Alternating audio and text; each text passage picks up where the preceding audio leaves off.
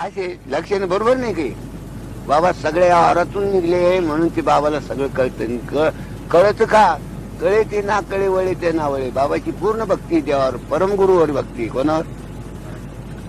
परमगुरु म्हणजे शंकर. त्या गुरुला मी तेच गुरु मानले. कोणते?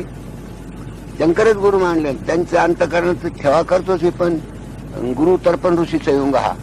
गुरुच तर्पणाच्या आधी ऋषीचं संयोग तर्पण व्हायला पाहिजे. ऋषी म्हणजे कोण?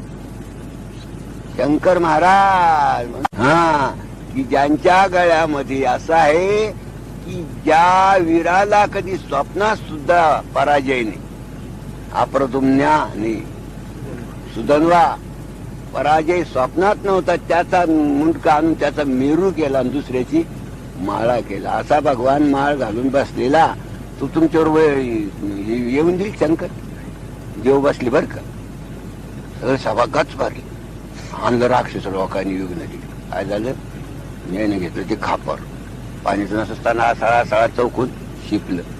आता का हो देवा असं काय करताय? आता देव काय सांगत आहे?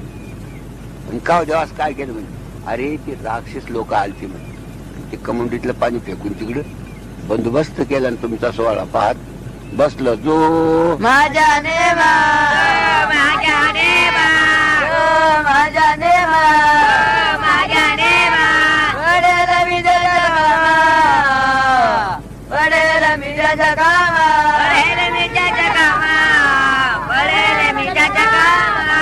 असले खापरातलं पाणी. खापर कोणचं? हे आपलं नारळ आहे ना, याचा अर्ध माझं बाबा पण होतं पण फोडून टाकलं त्यांना.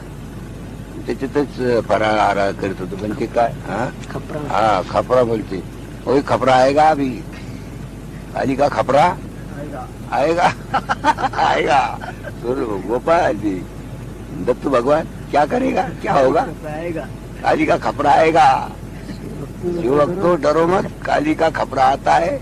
असुर तो चले जाता है और भक्त तो तरना आएगा. काली का खपरा आएगा.